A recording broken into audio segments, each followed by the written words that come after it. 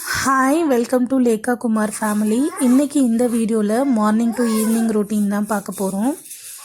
முந்தின நாள் நைட்டு தண்ணியில் கொஞ்சமாக வெந்தயம் போட்டு ஊற வச்சுருந்தேன். மார்னிங் இருந்து அந்த தண்ணியை மட்டும் எடுத்து ஹீட் பண்ணி சியா சீட்ஸ் ஊற வச்சு அதில் மிக்ஸ் பண்ணி அதை குடிச்சிருந்தேன். ஸோ இது வந்து வெயிட் லாஸ்க்கு ஹெல்ப் பண்ணும். நீங்களும் ட்ரை பண்ணி பாருங்கள். ஒரு 1/2 அன் ஹவர் கழிச்சு dry fruits and nuts juice குடிச்சிட்டு ஆஃப்டர்நூனுக்கு லஞ்சு கோஸ் பொரியல், ஒயிட் ரைஸு, கத்திரிக்காய் சாம்பார் தான் செய்திருந்தேன். மார்னிங் பிரேக்ஃபாஸ்ட்டுக்கு ராகி இடியாப்பம் கூடவே தேங்காயும் நாட்டு சர்க்கரையும் வச்சு சாப்பிட்டாச்சு. நான் எப்பவும் முந்தின நாள் ஒயிட் ரைஸில் தண்ணி ஊற்றி வச்சுட்டு அதை மிக்ஸி ஜாரில் ஆட் பண்ணி உப்பு, தயிர் கூடவே தேவைப்பட்டால் தண்ணியும் ஆட் பண்ணி அதை அரைச்சி அதையும் வந்து நாங்கள் குடிப்போம். இது எல்லாருக்குமே தெரியும். நம்மளோட பாடியை கூலாக வச்சுருக்கோம் அண்ட் ஹைட்ரேட்டடாகவும் வச்சுருக்கோம். இது நிறைய ஹெல்த் இஷ்யூஸை வந்து சால்வ் பண்ணும். இதை நீங்களும் வந்து ஃபாலோ பண்ணுங்கள். டெய்லி இல்லை அப்படின்னாலும் வாரத்தில் ஒரு 3 வாட்டி வந்து இதை ட்ரை பண்ணி பாருங்கள். நல்லாவே வந்து உங்களுக்கு ரிசல்ட் தெரியும்.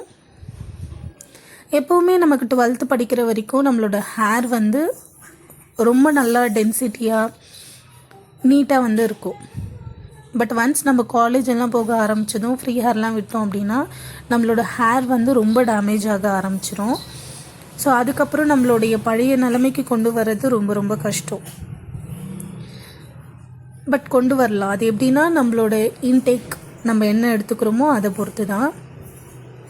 நம்ம ஹெல்த்தியாக சாப்பிடணும். அப்படி ஹெல்த்தியாக சாப்பிட்டாலே வந்து நம்மளோட ஸ்கின்னையும் ஹேரையும் வந்து நல்லா மெயின்டைன் பண்ண முடியும். ப்ராசஸ்டு ஃபுட்டெல்லாம் வந்து அவாய்ட் பண்ணிக்கோங்க. வெஜிடபிள்ஸ், ஃப்ரூட்ஸு, சுண்டல்,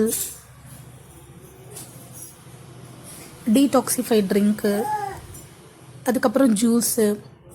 ஒரு நாளைக்கு கேரட் ஜூஸ், ஒரு நாளைக்கு கேரட்டு தேங்காய் இது போட்டு அரைச்சி அந்த ஜூஸ் எடுத்துக்கோங்க. ஒரு நாளைக்கு கேரட்டு பீட்ரூட்டு இது ரெண்டையும் மிக்ஸ் பண்ணி அரைச்சி அந்த ஜூஸ் எடுத்துக்கோங்க.